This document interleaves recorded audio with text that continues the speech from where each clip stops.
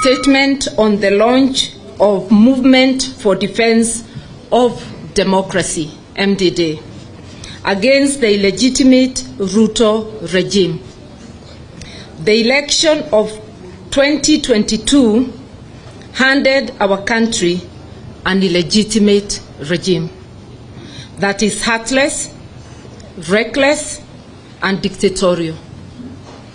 Kenya Kwanza regime is dangerous for our democracy.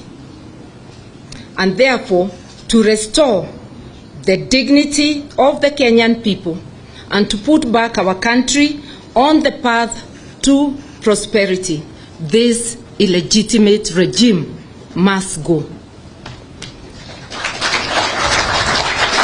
Immediately, the Kenya Kwanza regime illegally forced itself upon the people of Kenya.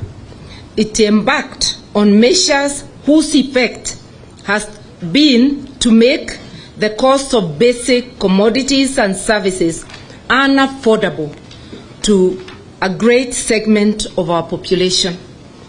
This illegitimate regime heartlessly removed subsidies to food, unga, electricity, petrol, diesel, and paraffin, thereby increasing the bus fares, removed subsidies to school fees, and has made life unbearable to a majority of Kenyans.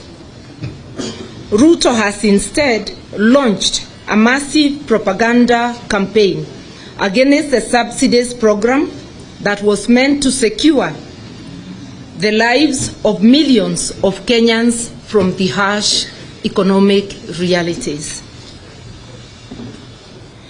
This is happening at a time when virtually every nation on earth has unveiled interventions to shield their citizens from the vagaries of economic decline. Fellow Kenyans, 2 weeks ago, on the 22nd day of February this year, we gathered at the Jivanji Gardens and gave the illegitimate Kenya Kwanza regime a 14-day ultimatum to remove all these cruel policies, and failure to which Kenyans would take transformative actions. At that meeting, we said that all subsidies to basic commodities must be restored and taxes must come down within 14 days.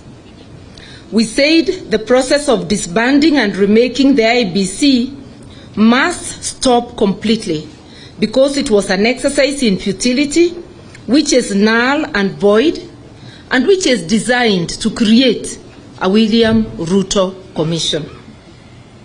We said the IEBC servers must be opened and audited within 14 days.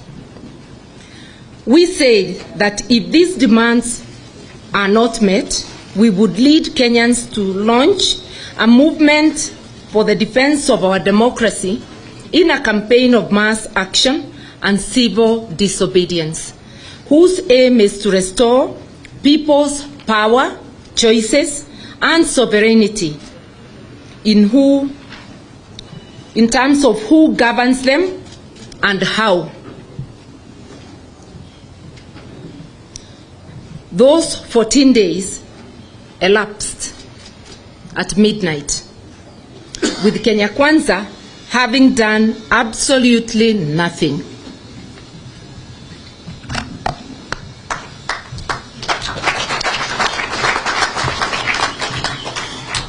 Thank you very much, the Honorable Martha Karua.